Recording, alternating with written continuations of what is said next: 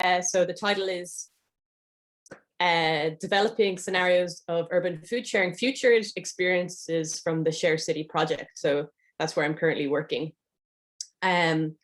So to begin, I'll just give you a kind of an overview of what I'm going to talk about. So first, I'll give you an introduction to SHARECITY to kind of place in context the project and the work we've been doing around futuring. I'll talk a bit about why we chose to do futuring and like what purpose, what's our aims, and where it kind of came from. And then I'll talk a bit about our approach to futuring. Then I'll stop for a little Q&A. So I hope that we have time at the end. Well, I plan to have time at the end, definitely for a longer discussion, but in case there's any like burning questions, we'll have a little pause. Then I'll show the visualizations of our scenarios that we've developed, which we've been doing in collaboration with an artist. And then I'll talk a bit about our plans for kind of engagement and outreach to evaluate how useful the approach to futuring we've developed is. And that's by engaging with young people and also with policymakers. And then finally, just like as a concluding and maybe to launch into the discussion, I'll just share some kind of broad reflections I have about you know, making futuring more inclusive or fair and things that we kind of tried to do, and maybe that would be a nice points for discussion. So before we start, so I'm hoping, yeah, if any of you have ever questions, just ask the questions, and I'm hoping for a bit of input. So this is an invitation. So obviously I'm going to be talking about food, I'm going to be talking about the future, and it's also going to be about cities. So if you just share in the chat, what are 3 words that come to your mind when you think of the future of food in cities? So just 3 words just to share in the chat in Zoom.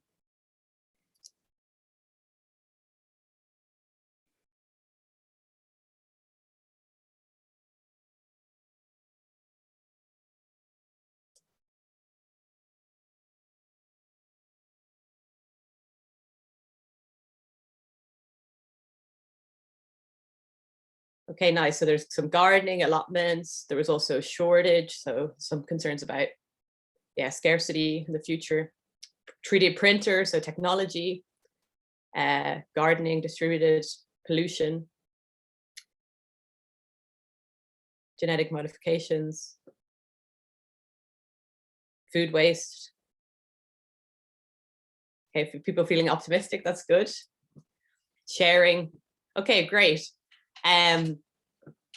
Local community food security, regenerative practices. So yeah, they can keep on coming in. So that's great to see. So interesting things there. So some people seeing gardening, waste, also problems around maybe supply in the future. So that's obviously a concern. And what else did we have? Genetic modifications and also 3D printers. So maybe the role of technology. So yeah, that's really interesting. Thank you for sharing. So yeah, so then I'll just give a introduction to our project. So the SHARECITY project that I've been working on for the last year, it's funded by the European Research Council. So it's a 5-year project, and it's actually now in its final year. So we're finishing in July. And it's led by Professor Anna Davis at the Department of Geography in Trinity College in Dublin. So what SHARECITY has been focusing on over its 5 years is the practices and sustainability potential of ICT-mediated food sharing. So it's about practices, it's about the potential sustainability contributions of food sharing in urban contexts. So food sharing is probably a new word, and I'll explain that now in a second. But it's really about those food sharing groups that use information communication technologies like maybe Facebook or you know, WhatsApp or kind of collective platforms online to organize their, to organize some of their activities. So food sharing, just to explain what it is, it's really around, as it kind of says, it's around sharing practices around food. And that can include collective cooking, such as community kitchens, collective eating together. So kind of outside of your friends and your family, but kind of in the broader community. It can involve community gardening, which some people already mentioned, cooking, redistributing surplus food, so saving food waste, people mentioned food waste, and kind of channeling it to those groups that could use it, as well as seed sharing, community composting, and then kind of more broadly, sharing the skills and tools and knowledges around food. So it's really very broad, and encompasses lots of different practices of sharing around food and around food knowledge and skills and things like that. So here's another audience participation, is just quickly, if you can think of how much % of food is wasted right now. So people already mentioned food waste. So what percentage of the food that's produced worldwide is wasted? Would you guess? Okay, lots of different answers there. Minimum 25%, 30. Yeah, so 30's come through a couple of times, and yeah, that's it. So about a third, which is obviously crazy. So a third of food is wasted worldwide as it stands. And, at the same time, we can really see there's also lots of access issues, also in, particularly in cities, like we saw during the early days of the pandemic, and people have also been mentioning this disruption of supply chain. So on the one hand, we have a lot of food being wasted, and on the other hand, we have people who are unable to access sufficient food. So, and as well as 30% of food going wasted, about 30% of greenhouse gases are also coming from how we produce food. So the food system is really an important place when we're talking about sustainability, when we're talking about, just transitions or inclusive transitions. So this is why it was focused on. So that's just to highlight the importance of food when we're thinking about sustainability, which maybe is less traditionally talked about than, let's say, energy, which has received a lot of attention. And then the next question is just when we're talking about cities and urban areas, what percentage of people do you think will live in cities by 2050?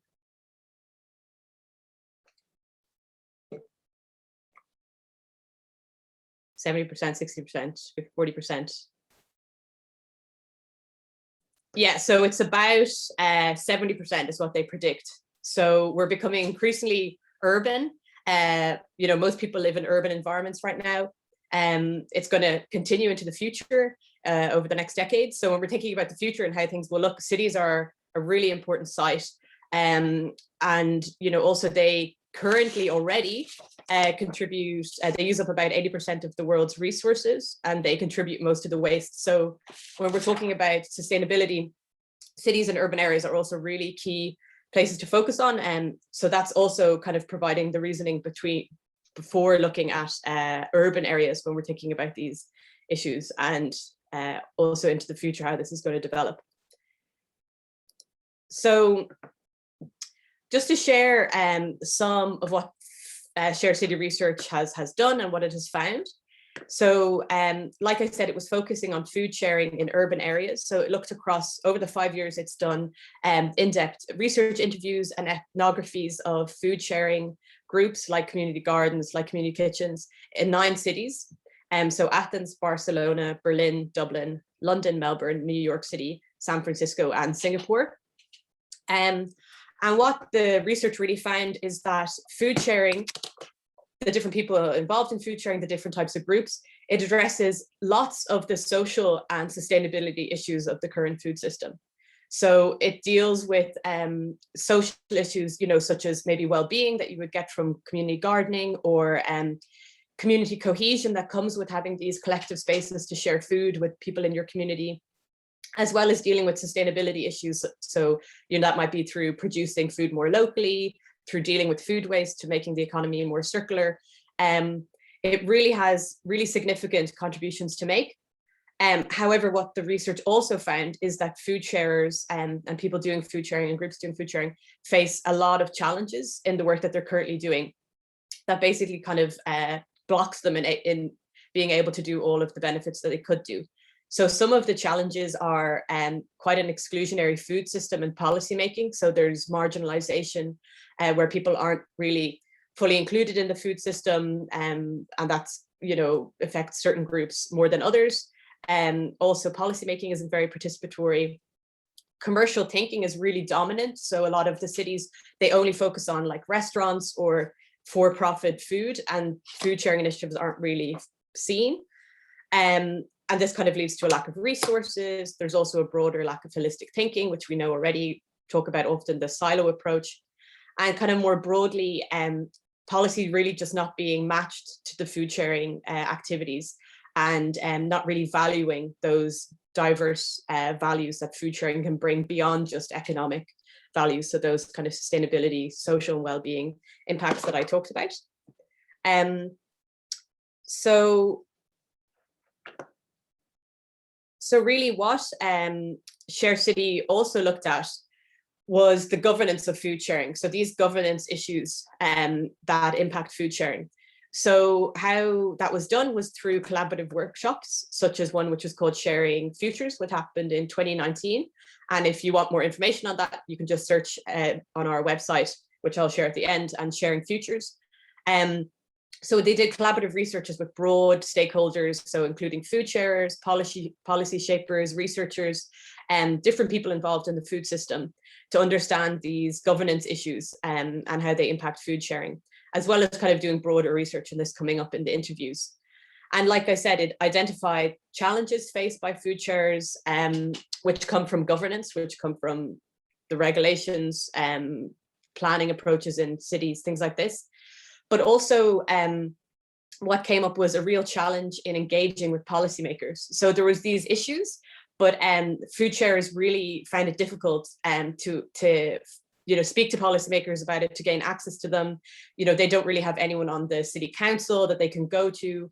And also there was challenges in the project of engaging with policymakers, because none of them really see food sharing as their thing. Maybe they're focused on urban planning, maybe they're focused on, health, whatever it is. Or if they're doing food, it's commercial focused issues. So food sharing kind of falls outside of people's remits. And for that reason, and of course, policymakers are really busy, and it's quite difficult it was quite difficult to engage with them. So our experiences in SHARECITY echoed the experiences that food sharers had faced to some extent. So because of that, we thought in the project, SHARECITY thought about futuring. And this is basically where it originated out of then. Was really the idea was, okay, whether developing future scenarios and visualizing them, so importantly, visualizing them, would be kind of a new way of engaging policymakers and creating dialogue and creating basically a more supportive environment for sustainable urban food sharing and talking about topics of sustainability more broadly in cities. And then the kind of second audience, like I said, that we want to engage with is young people. So talking about future possibilities for urban food and sustainability, and also making them aware of food sharing, which they may not be before. And I'll share a bit about our pilot study with young people at the end.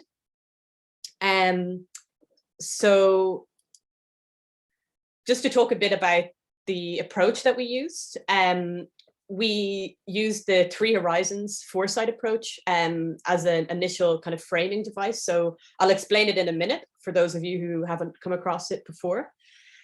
So really what we did was we used this foresight approach initially, and then we drew on SHARECITY's 5 years of research to date, as well as kind of current broader debates on food futures, to develop 3 possible scenarios of urban food sharing in the city in 2050. So how this could look if it went 3 different ways, basically. And we worked in collaboration with an artist to illustrate each scenario to make it more accessible and engaging. And I'll share those visualizations with you soon as well. So just to talk a bit about 3 Horizons, I think we've just 2 more slides and then there's a break for questions if anyone wants, has any questions, but also feel free to interject, like I said. So what is 3 Horizons? So 3 Horizons is a really simple, intuitive tool for thinking about the future. And really at a most basic level, what it does is it draws our attention to different futures already existing in the present. So when we look around today, whether we're thinking about food, whether we're thinking about different sustainability issues, energy, we could already see, what we might call pockets of the future or seeds of the future, where we see, okay, there's already signs or ingredients of different futures that could possibly happen, already existing right now, and different actors and, activating on these different possible futures. So it's called Three Horizons because these different futures are represented by different horizons, and they're also contained within patterns we see all around us. And like I said, I'll also explain it in a second slide how that kind of looks visually. So it was developed by Bill Sharp and others, and it's they wanted to make it a really accessible tool. So if you go to h3uni.org, you can find lots of resources for using this. It's usually used in workshop settings around particular issues. So, oh, I think the chat is. Oh, great! Yeah, thanks. Yeah, it is a really useful framework for sure. So yeah, I encourage people to check that out if they want to find more, because obviously there's only so much I can explain to you here about it. So we use the research to date, and then, like I said as well, broader trends. So just to be clear, like obviously we're focusing on food sharing, but broader trends that are happening affect what food sharing shape it will take. And although we're focusing on food sharing, hopefully some of the things I share here is like relevant to the work you're looking at, or might be in the future, because it's very applicable to lots of different, yeah, it's applicable really to anything. So here it is represented visually. So I'll just talk through all the different bits. Because usually, like I say, it's done in a workshop, and you would put something up like this, and you would plot the different actors and things on the image is one way it's used. So basically, just to explain here what's going on, we have Horizon 1, which is the red horizon. So this is business as usual, as you can see. And what business as usual is in terms of a pattern, or the things that we can see taking place in the present, which could shape the future, is really about managing the current system. So this is called the managerial view. So this is really about known approaches for doing things in whatever issue area it is. So for example, in food, this might be, predominantly commercial thinking around food, keeping the industrial agricultural food system going. It's really about known approaches that we know already, and we really just see all around us. It's the dominant way of doing things, and it's the dominant actors who exist within this managerial perspective. They really just want to keep the system going. That's their kind of modus operandi. Then we have down here a vision of a viable future. We have the Horizon 3, which is the green horizon. And this is really the visionary view. So this is like about questioning assumptions, questioning how we do things.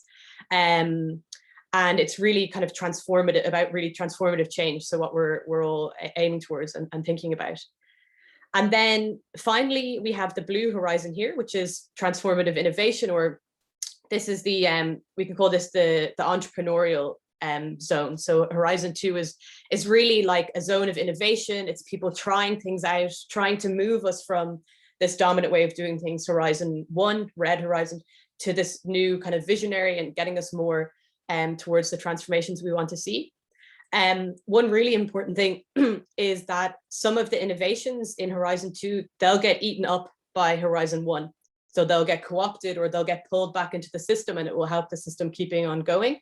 But really importantly, if the transformation is to happen, some of those innovations will actually contribute to us moving towards this more visionary image of a viable future, and how we make change on that. So really contributing to transformative change. And so the x-axis is time. So how these are changing over time, and then y is the pattern or strategic fit. So that's really how fit for purpose are these different horizons. And as we can see here, which is the kind of textbook example, we know that business as usual is increasingly losing its fit for purpose. And the hope is that then we have a vision, this viable future becoming to be realized. So yeah, this is, like I said, usually how it's presented. And we really only used it as an initial framing device because, as I said, it's usually often used in well, yeah, you said it can be used also in teaching, but it's also used in workshops, which we were a bit limited on because, we've been doing all of this under lockdowns and things. But it was a really useful device, and it is generally really useful. So I just wanted to explain it a bit more here for those of you interested in it. So just to share a bit before we have our break, just some reflections on Three Horizons again, just because I think it is, yeah, it's underutilized for sure.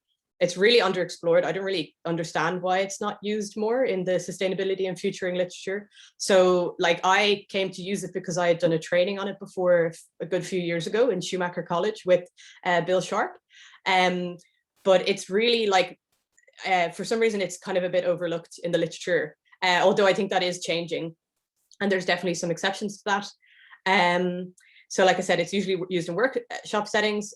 Some things that I think are particularly useful about it is it really views each horizon as a perspective. So particularly when you use it in a workshop setting or how you're communicating, it kind of makes us realize that wherever we are, whichever horizon we're in, we have particular mindsets.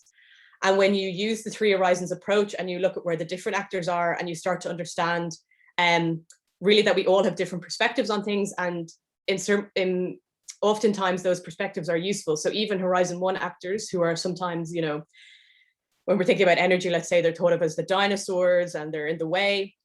The important thing is that some things we might want to keep from Horizon 1. So for example, you know, we want to keep the lights on, we want to keep, we want, of course, an energy transition, but some elements of the system have to remain, or we want the transition to be smooth. And Horizon 1 actors can also play a role in that. So it's really this kind of invitation or approach that makes us step outside our mindset. And usually when we're kind of giving out to each other or we're clashing with each other, it can really help us recognize that we have a particular perspective, other people have particular perspectives. And hopefully if we work together, there's things that we can contribute to as we try and shift the system. It distinguishes between incremental and transformative change. So like I said, some of the innovations get eaten up and really continue to keep the system going, which is maybe problematic if we really need a transformation to happen. But some are really about transformative change. And I think the three horizons approach in plotting it, and especially if you put these different actors and these different innovations on it, like visually, and we really think about, okay, is this really something fundamentally different, or is this really innovation? It can help us be a bit careful about where we put our energy and make sure we put our energy what's really going to contribute to transformative change. So it's talking about convening the future, so bringing together all these different things that are determining the future, and kind of deprivileging competing futures. So this is really getting at the idea that often futuring is really determined by like elite actors quite often, and it's not, at least conventionally or traditionally, it's not so inclusive, and it's usually the dominant actors and quite, let's say, technological visions that are prioritized. But by including all the different actors and all the different futures, and particularly recognizing the importance of these transformative innovators as like niches in changing the system, that helps to recognize maybe grassroots initiatives more than would usually get attention in futuring processes. And then finally, it's about transformative scenarios. So this isn't just about saying, okay, like what's going to happen in the future, but it's about saying, okay, how do we want things to transform? What's our idea of a desirable future? And what can we do and how can we participate in helping that to be realized? Because all of us exist somewhere on some horizon, and every single one of us is recognized as an agent of change. So it's really about participating in the change rather than just saying, okay, this thing is going to happen to us. So with that, I just want to pause for a Q&A. So like I said, because it's a lot, and I just want to make sure no one has any kind of burning questions. Like I said, we'll have discussion at the end. I'm going to explain a bit more, and I think it will make more sense as I then introduce the scenarios. But I just wanted to make sure no one has any like burning questions or anything like this. Oh, sorry, I can't see your name, but I can see your hand up. Someone has a hand up. I'm presuming it's me. I can't see anyone else with their hands up. Hi, I'm Rob. Thank you, Louise. I'm really enjoying it so far, and I don't want to preclude any of the results with more substantive questions, but I'm not super familiar with some of these futuring methods, although I'm very interested in theoretical approaches to the future. But just on the three horizons approach, did you find, or have you found when you've used it, that through the three horizons are insufficient? Is it a sort of a normative choice, as you suggest, to not include a everything gets worse option? Is that sort of a hopeful sort of dimension of the methodology that's built in? And do you ever, are three horizons ever considered to be insufficient? That's maybe a pithy way of putting it. Yeah, that's a great question. So so as we used it within this project, it was really as like I said, kind of an initial device just for thinking about what could possibly happen and organizing our thoughts about what could be seen and what we found in the research and these broader trends. So really the main contribution there was just to give an acknowledgement or highlight the importance of recognizing the future is already existing right now. And to look around, you know, you don't have to start like writing up science fiction, like you can just see right now around us and help us to organize it onto the diagram I showed. But another thing that helped from within Three Horizons is, which I'm not sure if you've seen before, but it's online and I can maybe share at the end. I think I have it in my slides later on in the discussion section, is they've different ideas of how the transition could go. So one that I showed is like the textbook example of challenge and transform, where we challenge the existing system when we transform. But then there's one, you know, which involves collapse and slow recovery. What's the other one? There's another one which involves kind of basically the innovations continuously getting captured and then the system prolonging itself. And I think, you know, those are kind of maybe helpful in contributing maybe how things could go possibly worse rather than better, in saying that, okay, if we're talking about something like food, like if there's a collapse and then a slow recovery, like that's devastating. Like if the food system entirely collapses, and I mean, we saw indications of that, you know, under the lockdowns, how not resilient our food system was. So I think maybe in there could be some contributions about saying how it, you know, how it could, I mean, I guess cautionary tales about how it could go and what that could mean to how the ultimate outcome could look. But yeah, that's all, at least within this project, what we used to kind of think it through. Yeah, but it's been a while since I used it in a workshop setting, so I can't really remember whether any limitations came up in that kind of use. Great. There's also a question in the chat, Louise. I'm not sure if you saw it. Joanna is asking, where is the participation of the youth in this project? Yeah, great question. So I'll talk a bit about at the end. So we did so far, they haven't participated yet. So far all I've talked about, the youth have not been involved. But what we did, which I'll talk about, is the visualizations I'm about to show you, we showed young people and we sought to get their insights, and we used it as an opportunity basically to get talking about the future and sustainability and their views on it and things like that. So we ran 2 workshops in a local school with 16-year-olds, but I'll talk a bit about that close to the end. And then there's a question, how did we choose the cities? Oh, there's quite a lot of questions coming in.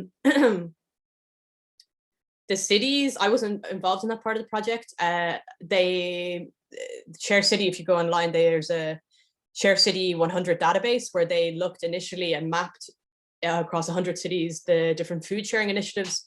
And then based on a process of selection, they identified these 9 particular cases that were worthy of further in-depth ethnographic and interview research.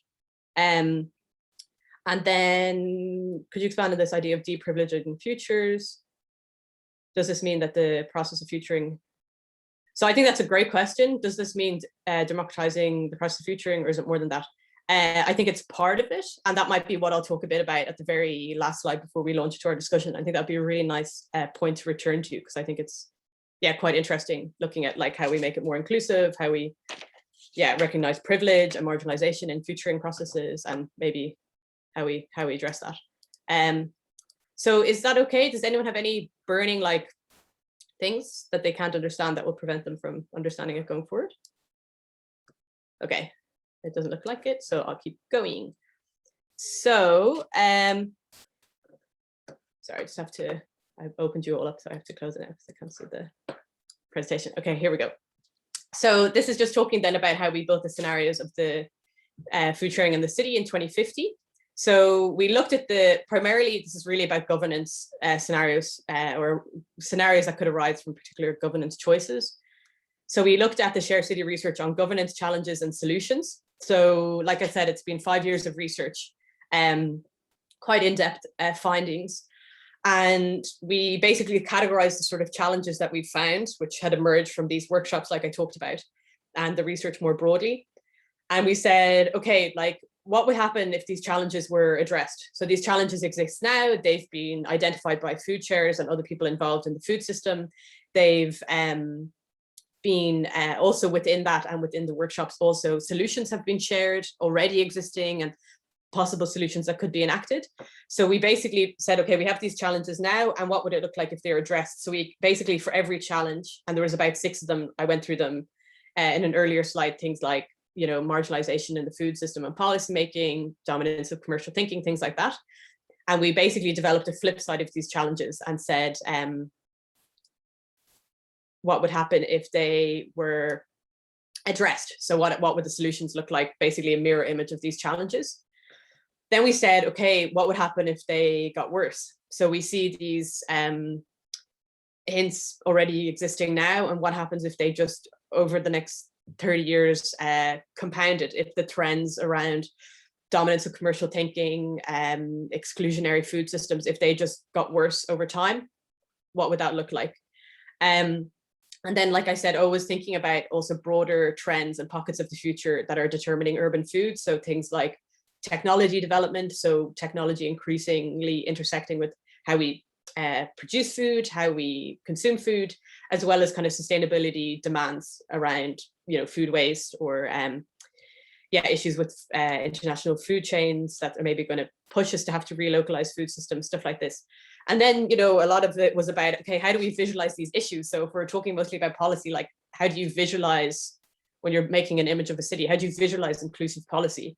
And what that really involved was working quite closely in collaboration with the artist, who was from Riva Illustrations, who particularly focus on their collective artists, particularly focusing on kind of science, art communication.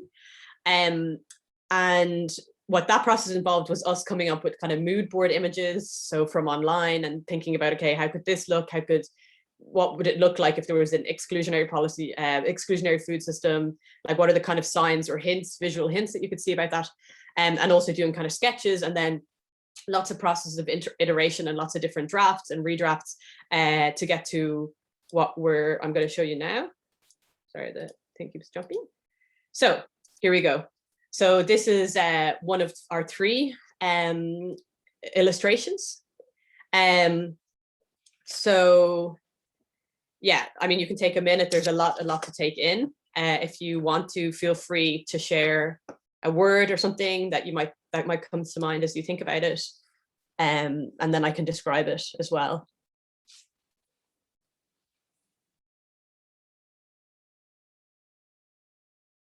Very, very cool art. Yeah, thank you, and thank you also to the artist who did, yeah, of course, an incredible job on this. We're really happy with it.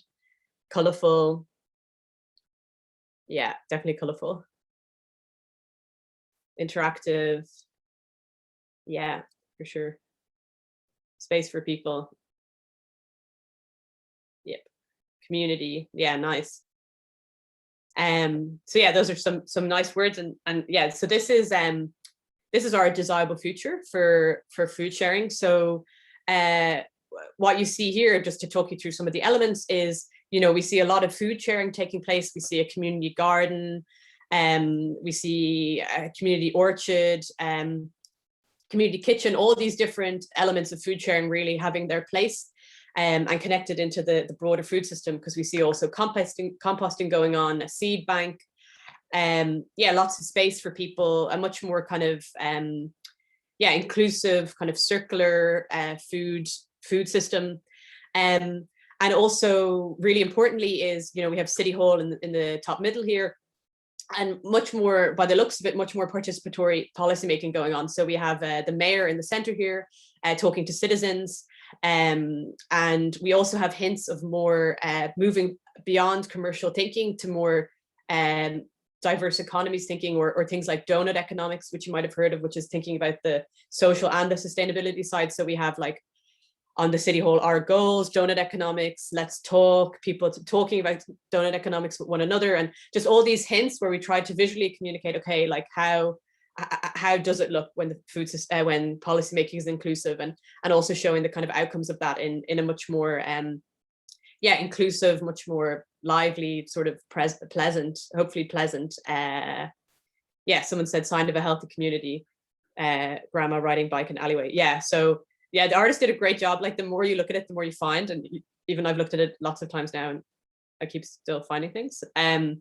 So this is our one image. So now I'll show you the next scenario of what the city could look like for food sharing in 2050. So if anyone wants to share, again, take a moment and look at it, and then feel free to share.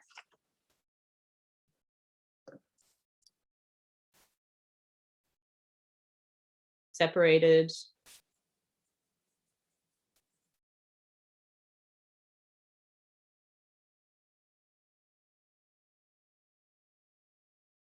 Looks a bit like 2021 to me. So good observation. So that's basically what this is. It's a continuation of business as usual for food sharing, which is a plausible solution that we end up, not necessarily super better, not necessarily super worse, but kind of a murky mix where a lot of the issues that face food shares today. So essentially, this is reflecting business as usual, and the core characteristic here is food sharing is existing, but it's struggling within the existing regulatory environment. So, we have some food sharing taking place, like the people who are growing veggies beside the car park. We have people protesting, which is things like Save Our Community Garden. We have signs in the city of kind of vacancy or, dereliction, where there's an area that's been closed off and it's for sale. And quite a lot of signs of, let's say, maybe individualized eating practices around food. So like, there's someone eating a sandwich as they're crossing the street. There's someone delivering food. And then when we look at the city hall now, it's kind of boarded off. There's a red barrier, which is kind of a nod to red tape, basically, in terms of bureaucracy, because that was a big thing that came up within business as usual, and the challenge of bureaucracy. And then being kind of closed off, and the mayor sort of standing looking at protesters, but a lot less going on than the desirable future. Less participation, less green space. Exactly. And then finally, we have this scenario. So again, feel free to take a moment and to share any ideas with the image.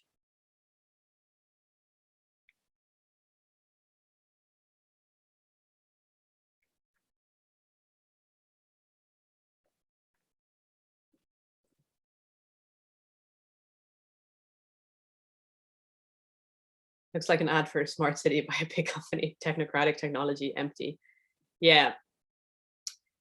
So highly regulated, one-dimensional. Great. So that's great to see, and for all three, it's been great to see people's initial responses, because it's that it resonates. So this is basically an undesirable future for or a technical fix solution for food sharing. And in this case, what we have here is very technological. There's been a dominance of technology focused featuring. So we have things like the indoor vertical farm. We have in the background a kind of a natural capital experience. So the idea here is kind of pay to experience nature in the city. We have food sharing is taking place, but it's mostly commercialized. So for example, we have this in the bottom right corner, there's the social dining experience for foodies. So it's kind of, you can enjoy collective eating with people, but you have to pay for it. And then we have, we also have kind of signs of need. So there's a food justice truck. So this is kind of noting that the kind of social inclusion issues have been kind of maybe ignored or somewhat outside the frame of reference. And then finally, the policy making is maybe the most extreme here. It's very closed off, and obviously kind of not much space at all for participation. And that's also mediated by kind of technology with the turnstile and things like that. So so yeah, some people think it might look neat. Yeah, well, I mean, I guess that's why we try, I guess in some ways tried to make some nods to maybe the need taking place. So, you know, so we see someone who's experiencing homelessness and things like that. So yeah, those are the 3 scenarios. So like I said, really great to hear all your initial kind of gut reactions to it. And just to give an overview, like I already talked to this mostly, but importantly kind of, and this is why policy is so in the center, is each scenario output is mediated by different priorities and choices within urban governance, so, and sustainability. So it's really about like what's prioritized in urban planning, what's the frame of reference, what's the kind of values that are embedded when policy making is being made, you know, whether it's just commercial or whether it's these more broader kind of justice and inclusivity, inclusion issues. So like I said, there's kind of desirable future, which is just and inclusive sustainability. There's the extension of business as usual. So there's some food sharing, but facing challenges. And then there's the technical fix, which is, you know, we kind of green growth, but there's really quite a lack of a social justice lens. So those are the 3 scenarios that we developed for 2050. And yeah, maybe just here I'll end, so I think it's basically the last slide anyway, is really to reflect a bit on kind of inclusive and fairer futuring. So really things that I've been thinking about here in this work is, and that we've been thinking about broadly in SHARECITY, is really about including and elevating marginalized perspectives. So like I said, food sharing, you know, it's often overlooked in policymaking. No one really sees it as their responsibility. It often lacks sufficient resources, despite the great work they do. And by developing these scenarios and illustrating, you know, the contributions food sharing could make, and using that as an opportunity to talk about already the contributions that it makes and could make further if it was supported, is really about including these perspectives, usually kind of excluded within policymaking or just forgotten about, really. Another thing that I think is quite important is really about making power and agency explicit. So like I said, a lot of this is really just about governance and recognizing the key role that policymakers can play in realizing transformative scenarios and realizing more just and sustainable futures, and really trying to make that explicit in how you're communicating these issues, as well as the agency that other actors have. So like I said, food sharers as important niche actors. And then finally, like I said, 3 horizons, and more broadly in this work, it's also about transformative scenarios and positive visioning. For some reason, that was a difficult word to say, but it's difficult, I think, at the moment, often with, you know, the news and what we've all been through in the last year and a half. I think there's been a real rise in, you know, people worrying about the future and maybe going to more this dystopia and the kind of Black Mirror stuff. You know, there's a lot of it in the media out there, I think, and in movies about how things could go and how it could be rather darker futures. And I think my fear is that can really prove a self-fulfilling prophecy. And if we keep thinking this, then people just think, okay, there's no point in trying. And then this becomes the future because people are thinking about it so much and don't see alternative options. So I think it's really important to, also include desirable futures and show how they are realizable, and that, like I said, the seeds of them are already existing right now. They just need to be further valued. So yeah, I mean, I think I'm just aware of time. So I don't know, maybe we could just like open up the discussion now and I can reference some other stuff, in answering questions if anything comes up. You said there's something interesting with positive. Yeah, great. Yeah, so yeah, please, let's feel free to open it up, and if anyone has any question. I can explain my comment to Louise if that helps. Yeah, sure. Yeah, please. So basically, having more transformative futures in the future space is really obviously very useful from the need to have more desirable futures to work towards. But I've also found that sort of futures that are sort of radically transformative in a positive sense, or towards a more desirable future world, can also be really interesting if you don't use them as desired futures, but if you use them as a set as part of a set of explorative futures as well, because transformations also offer their own challenges. If you want to use futures for robustness testing of your own ideas or something, sometimes using transformative scenarios for that purpose can also be really useful, because, for instance, they suddenly raise the bar of what's possible, which is not always easy to think about, right? So, or they cause unintended consequences. There are winners and losers. New problems are coming up. So transformative futures are also useful just as a diversity of futures kind of thing, I think. Yeah, that's a really good point. And actually, just to share something that Professor Anna Davis was talking about as well, and that we've been talking about in the SHARECITY project, is like the idea in this context and arising out of the research is like that, recognizing that often things are focusing a lot on challenges right now, and not necessarily so much on the solutions, at least in the day-to-day policymaking world, who are already like really stretched and in some cases really kind of underfunded and under-resourced themselves. And it's like using future scenarios as a way to like escape or get out of the present day constraints on your thinking about what could be possible, or thinking about food sharing, or whatever it is. And exactly like you say, yeah, that's an interesting way of putting it. Like the desirable future may be showing, yeah, what's possible, and then also trying to add to that, showing that it's already here, already existing futures in the present. So we don't necessarily need so much to focus on these highly technological pathways, but there's already, and thinking of new solutions or whatever, but there's already a lot of solutions existing. They're just outside the frame of reference usually.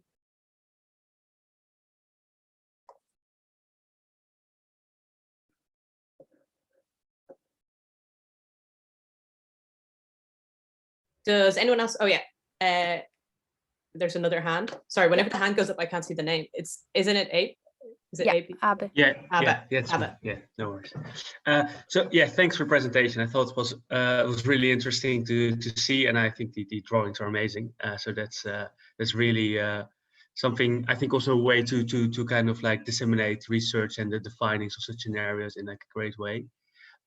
My question is a bit related to the different scenarios, and that's that I have the feeling that the different futures are so far apart that they come with a lot of different underlying dynamics. So the difference between the third scenario and the first scenario are basically somehow partially the consequences or the result of completely changing social dynamics. And how do you relate kind of to that? So what needs to change? What needs to come with the change to, for example, achieve a more desirable or not happen if you result into a more undesirable future? Yeah, that's a great question, for sure. I think one thing is that it's really, the focus of this is like, yeah, governance and policy, like I was saying. So I guess it's like what needs to change would be, I mean, it's obviously quite a fundamental change where we say, okay, we stop just focusing on commercial things, and rather we have a more diverse economies thinking, and we bring in the donut economic model, which is happening more and more, which is really positive. And if the trend sort of continued in that way, and in this case, we're also really mostly talking about food sharing. So, we can't get too much into the whole food system, because that's absolutely massive.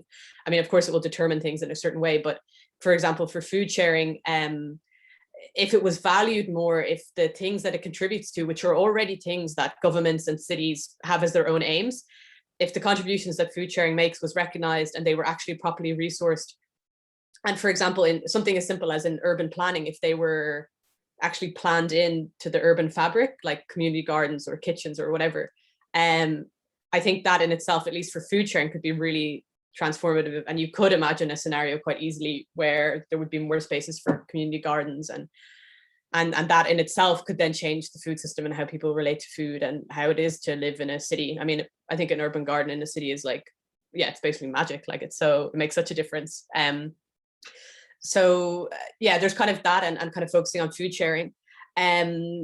But yeah, definitely they're quite diverging, but I think already now we can see there's so much talk around like vertical farming, and vertical farming is the future of city food and urban areas. And, you know, it could certainly go that way if they only focused on commercial things and thinking technology was the main solution and forgetting that there was already solutions existing.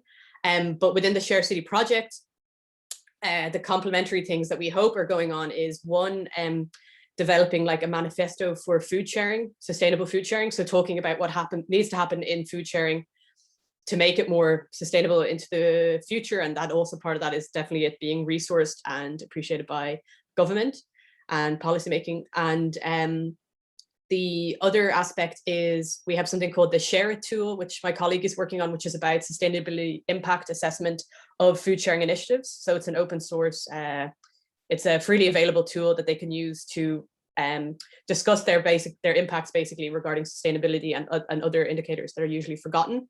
And if these sort of reports, which are aligned with the SDGs and everything else, what policy hopes to achieve already or signed up to, if this sort of thing was recognized more and the value was recognized more from food sharing, I think that should help. So that's kind of what, this isn't the only thing SHARECITY is doing in relation to food sharing. It's kind of part of a wider package. And like I said, it's all on our website.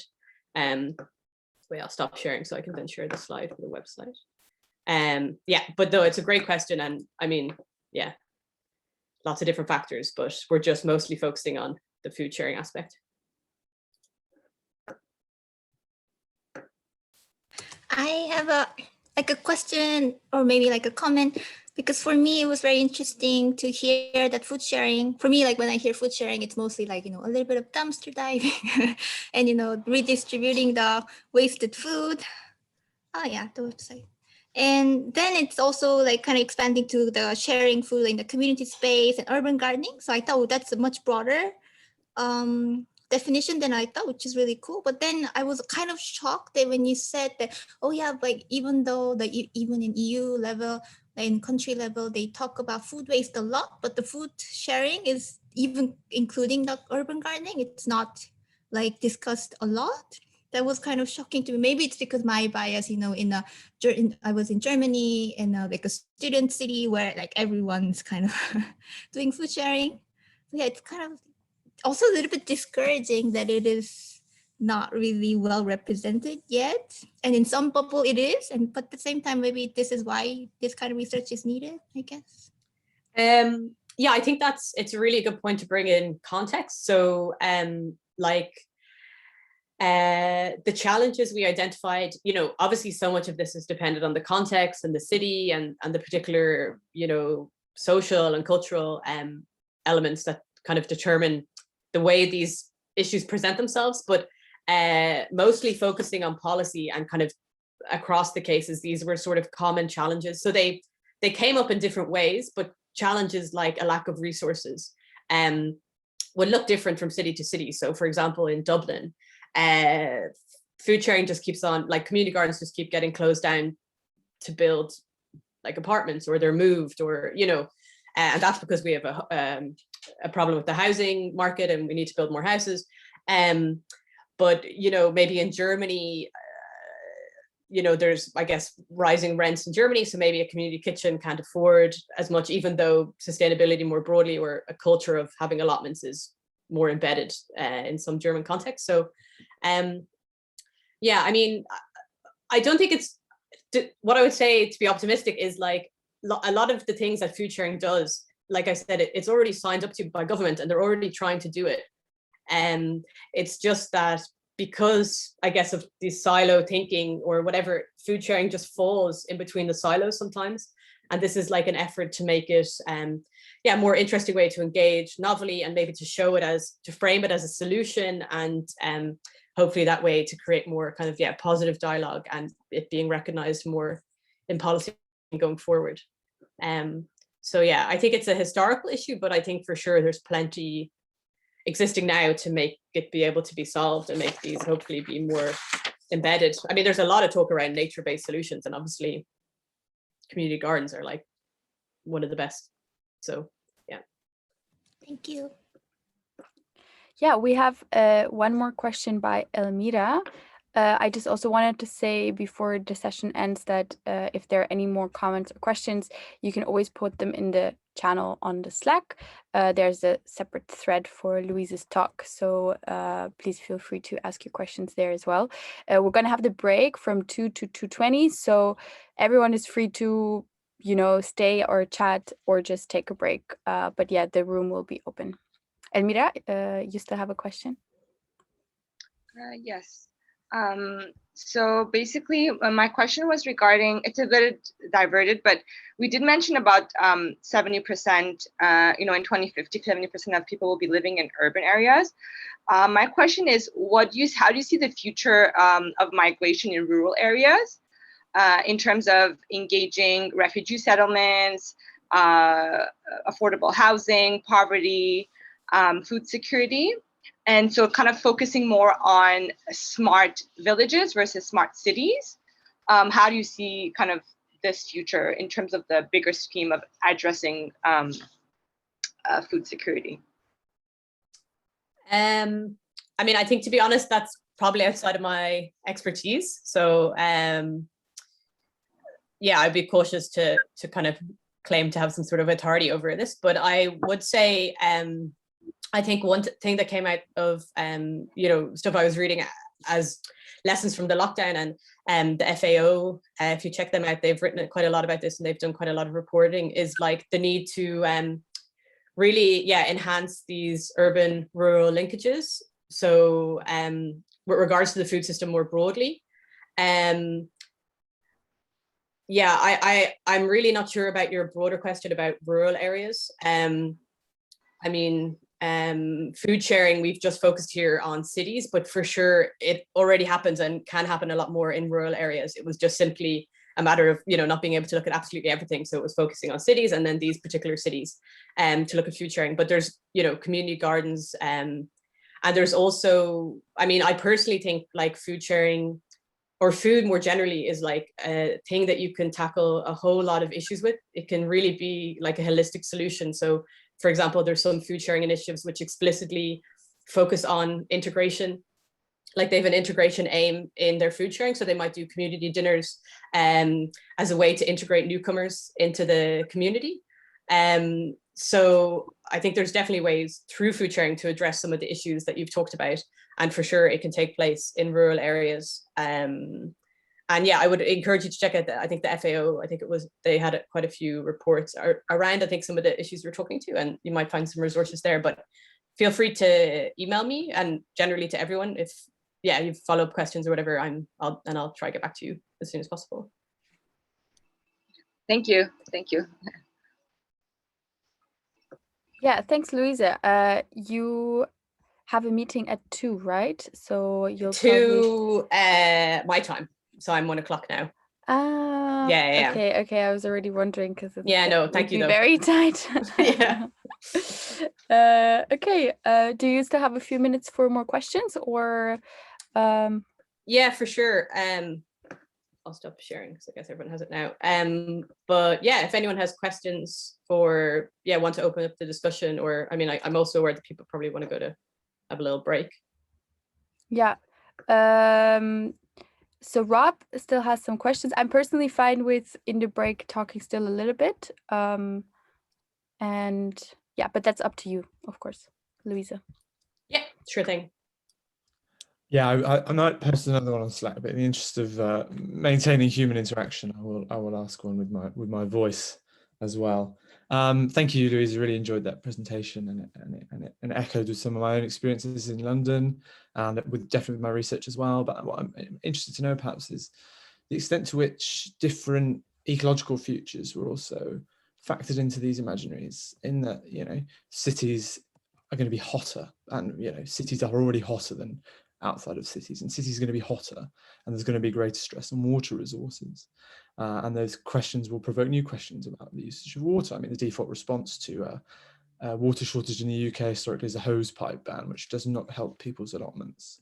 So I wonder to what extent those questions around the changing climate situation, which unfortunately we face, were factored into these more social questions of sharing and distribution. Yeah, that's a really good question.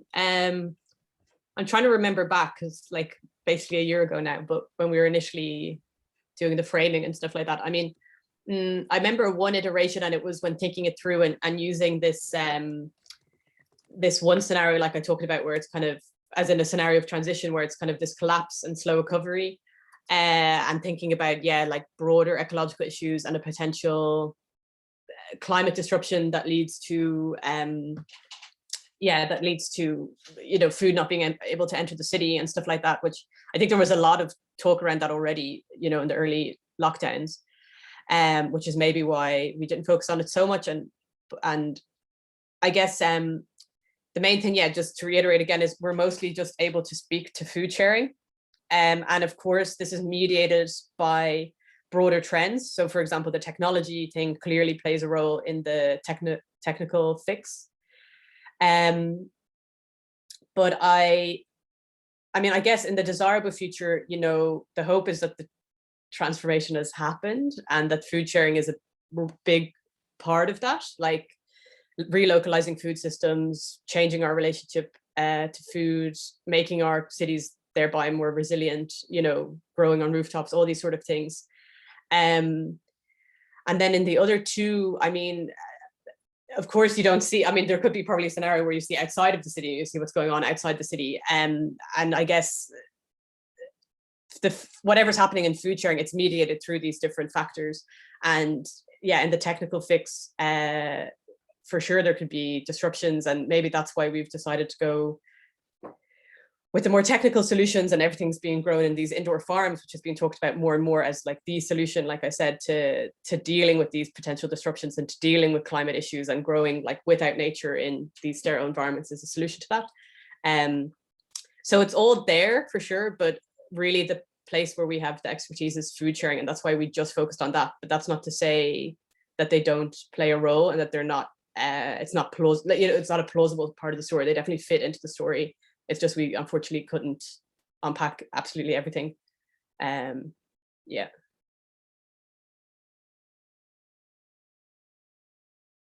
Does anyone else have any questions? I think there was a hand, but maybe the person left. Yeah, I could maybe ask a question. Yeah, also a bit related to what Joost was asking, I think, is that you showed first a desirable future.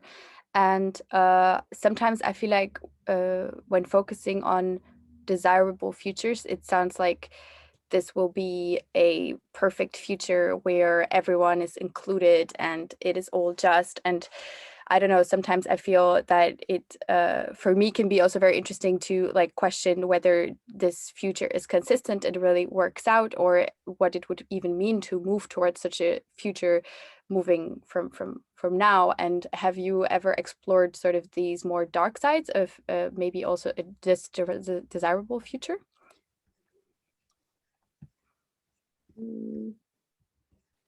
I would say in relation to, so the desirable future really is like a desirable future for food sharing. So it's not the desirable future for absolutely everything. And for sure, like you say, I mean, you know, when we look at energy and we think, okay, the desirable future is 100% renewables, but then we look at like where the cobalt is mined, and, you know, all the people that are suffering impacts of the raw materials that we need for our for our wind turbines and solar panels and everything else. There's for sure, you know, darker sides. With regards to the desirable future of food sharing, I mean, you know, I guess there is some ways where you could say, you know, if there's more people growing food in community gardens and they're less going to shops, and, you know, maybe if there's a transition away from commercial food places, I mean, yeah, of course people might lose their jobs and stuff like that, but I guess the hope would be that if we have a just transition, and not just in energy but across all sectors, and more broadly just develop, I mean, this is my personal view, like more broadly just develop, you know, social safety nets and things like that, that it won't be so dark is the hope. You know, we won't have so many people left behind in the transition. But again, for the purposes of this work, like I said, it's really what we, and not even us, like what the food shares themselves have said, like all this work really is trying to share the views and the perspectives and the work of already going on by food sharers. And this is what a desirable future could look like when you look at what they're already doing, what they can already contribute, and the solutions that they're already proposing, which are really like meaningful and are proven to be contributing both socially and sustainably. Yeah, thank you so much. Yeah. Do we have a final question maybe, or not? Otherwise, maybe we could move into the break. No, okay. Then Louise, thank you so much for your talk. I hope you enjoyed it. I definitely did, and it was really great to also see the art finally, because last time we spoke, you introduced the project to me and everything, but there was no art, and I think it really gave a very nice visualization and understanding of what you actually did in this project. So thanks so much for being here. Yeah, thank you everyone so much. And yeah, I'll be back tomorrow, so maybe I'll see some of you then. Yeah, definitely. Yeah, have a lovely break and enjoy the rest of the day. Thank you. Yeah, thank you all so much again. And like I said, please do feel free to get in touch if you want more information or, you know, continue the conversation. Sounds great. Thank you, everyone. Bye. Bye. Bye.